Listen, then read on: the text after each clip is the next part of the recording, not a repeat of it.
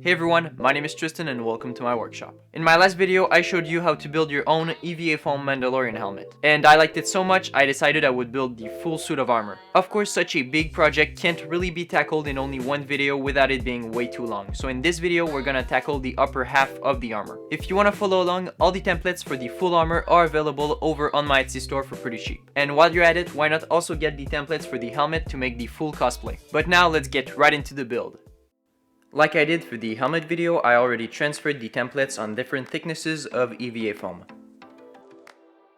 The first pieces are for the upper chest and the back. They should be 6 to 8 millimeters thick, and make sure you trace down all the different cut types. Next we have the gut plate or cummerbund, which should be 4 to 5 millimeters thick. Also keep another piece that's about the same size and thickness for the details. This is the backing for the diamond and it should be 5 millimeters thick. And finally, the diamond itself is two 2mm thick pieces. To cut out all those pieces, I'll use a craft knife and a box cutter. I start by separating the foam sheets into smaller, more manageable pieces. Then I start cutting out my pieces. Most cuts are simple 90-degree cuts, which can be easily achieved with the box cutter. Of course, make sure your blade is really sharp to get the cleanest cuts possible. This part on the main chest piece has to be cut at an inward angle. There's one on each side. The diamond shape in the center also has to be cut out. Then the gut plate and diamond pieces only require straight cuts. Let's start cleaning up our pieces. First, the lower back piece needs an angle on the top edge. To make that, I'll use a sanding bit on my Dremel. Once that's done, I clean it up and round up the edges of both sides with a stone bit. Rounding the edges is the crucial step that makes those pieces look that much better and more realistic. Now let's move on to the lower chest piece. The 4 lines you see here are undercuts. I start by transferring them to the back of the piece with a pen. After that, I cut on those lines most of the way through, but not all the way. The goal is to create hinges that let the foam bend on those lines. Then, the two in the middle require a V-groove. It basically means you cut beside the first line, but at an angle going towards it. If you did it correctly, you should be able to peel off the foam from that groove. And now, your chest piece can fold into its final shape. To make the piece hold its shape, I apply contact cement in the 2 inner grooves and then stick them close. And for the 2 outer ones, I fill them with hot glue and hold them in the right shape until the glue dries. Finally, I use my Dremel to round off the edges. It's time for the main chest piece, and the first step is to cut it in half along the center line. This piece also has undercuts and V-grooves, so I follow the same steps as earlier. Trace down the lines, cut most of the way through, make a V-groove on the 2 upper lines. Then add contact cement, close up those grooves, apply hot glue on the lower lines and hold them until they dry. After that, I quickly close the darts on the edge of both pieces with contact cement. And finally, I round up the edges with my rotary tool. Now let's make the diamond. You could just stack the pieces on top of each other like this, but I have a trick to make it look much cooler. Start by cutting out the center of the backing piece at a very shallow outward angle, following the lines. Then apply contact cement to the cut edge and your other pieces. Now glue in the diamond to the backing piece on the line, but once it's in place, push it down on the edge you cut earlier. Finally, glue in the little rectangle, and as you can see, this trick gives a pretty cool 3D effect to the diamond piece. It's time to connect everything together. I start with the 2 upper chest pieces and the diamond piece. Carefully stick them together, making sure to leave space between the 2 chest pieces. Once that's done, you have to add contact cement on the outside of those 2 lines. They simply indicate where the upper piece attaches. Make sure you go slow for this step because the last thing you want is for it to look crooked.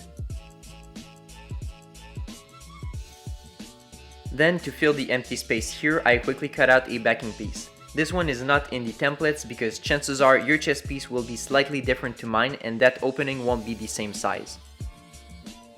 I carefully glue it in and then I heat up the chest piece with my heat gun to form it over my knee.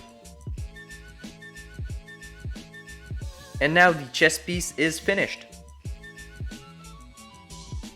Let's move to the gut plate, which is a bit more complicated. The first thing you need to do is to cut out all the details from the template on the 5mm foam from earlier. Then, using the sanding drum on my rotary tool, I round off all the edges of every single piece, and I remove material from the edges in the process to make them smaller. I also round up the edges of the gut plate itself. By removing material around all those pieces, we made them smaller, so once they get glued in with contact cement, they'll be a couple millimeters apart. So I apply contact cement on every single piece, let them dry, and then stick them on the gut plate. And that already looks pretty good. Now I use the heat gun to heat form the pieces. The goal is just to make them slightly rounded instead of completely flat. The heat also seals the rounded edges from the gut plate and makes them smoother. The gut plate is supposed to be some kind of leather, so to give it some texture, I make a ball from aluminum foil, heat up the gut plate, and press the foil ball into the foam. And with that completed, the chest and back piece of the armor are finished. Now let's work on the arms, and the first parts to make are the pauldrons. You'll need those two template pieces. This one has to be traced twice, then flipped and traced twice again. And the 12mm piece has to be traced twice. After cutting out all those pieces, I used my heat gun to heat form them into curves. Then I applied contact cement on the pieces and carefully glued them together. The 12mm strips can be hard to glue on, so take it slowly. You'll need to add trimming around the pauldrons. I cut my pieces out of 4mm foam. Then just glue them on the pauldrons to complete the look. I quickly heat form them so they don't look as wide. Now let's make the mud horn signet. I'm using a screenshot and my template as a reference. And I'll make it using Cosplay Apprentice's Foamo foam clay. I start by laying foam clay over the template to get the approximate shape. Then I use some water and the back of a paintbrush to refine the shape. If you were wondering, I laid parchment paper over the template piece so the foam clay doesn't stick to it. This really took a while, but after letting it dry for a day, the result is pretty amazing, at least in my opinion. Now you just have to glue it down on the right pauldron. I decided to clean up and round off the edges so that the pauldrons look more finished.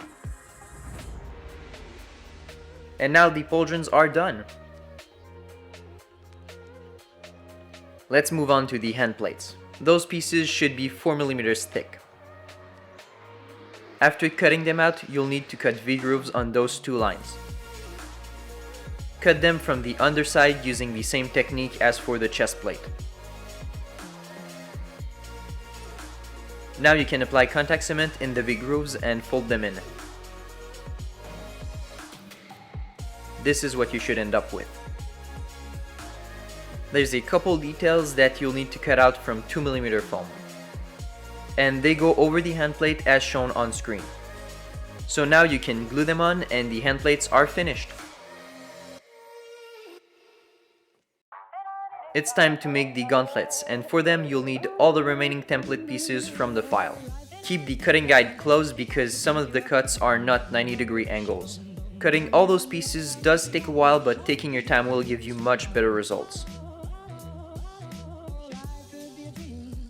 This piece needs inward angle cuts on the two long sides, and you'll have to cut out two of this piece. Those two pieces are supposed to be vents. You have to cut out 2mm details by extending the template by the thickness of the pieces. This means they will wrap around the top like this. Once they're glued on, they should look like this. I also cleaned up and rounded up the edges with my Dremel. And I really like how they turned out. Now let's build the right gauntlet. It's a bit more complicated, but by following the template, you should have all the pieces shown on screen.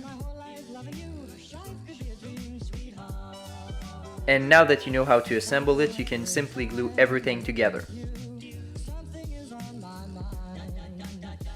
The two lines you see here have to be scored in and opened up with a heat gun. After that, I cleaned up all the edges with my rotary tool. And now the top panel for the right gauntlet is finished. Let's move on to the left gauntlet. I'll start with the control panel. To make it sit lower, I just cut it out and then glue it back in place with super glue, but about 2 mm lower. For the 20 buttons, I cut 2 mm foam using a paper hole punch. This gave me little circles which are the perfect size. Then I carefully glued them on. Small tweezers will help a lot. This is what I ended up with. For EVA foam, I think it looks pretty good. Now let's make the flamethrower. For the cylindrical part, you can use a cardboard roll and cover it with 2 mm foam. If you're going with that option, this template piece is the exact dimension you have to cut the foam at. And those are the pieces to cap off the ends. I'm gonna use 30 and 40 mm foam dowels. After cutting out all the pieces, this is what you should have. The two bigger half circles have to be beveled down to a 30 mm diameter on one side. And then you can glue everything together to get this. The front is supposed to be a half cone, so I cut a 40 mm foam dowel at an angle and angled the sides in. Then, using my rotary tool, I refined the shape into a half cone. To make the holes for the whistling birds, I first transferred the dots from the template on the cone piece. Then, using my soldering iron with a straight tip, I melted the foam to create holes. When doing this, wear a respirator and work in a ventilated area. Using a soldering iron really gives a clean look. Now you just have to glue the tip on the rest of the flamethrower and round off the edges with the Dremel. Let's add on some details. You can use this template piece to cut them out. Unfortunately, I didn't record the gluing process, but this is the final result. Now you just have to shave off the excess from underneath and the left gauntlet panel is finished. It's time to make the base for the gauntlets, and the first step is to inset the little panels on the two biggest pieces. So just cut them off, add contact cement and glue them back in, but 2 mm lower. Now you can glue the bigger pieces to the top angled pieces. Now is a good time to check if the gauntlets fit before adding more pieces on. One important thing is you have to sand down the two sides of the top piece so the angle cuts only remain on the lower half. It should look just like this.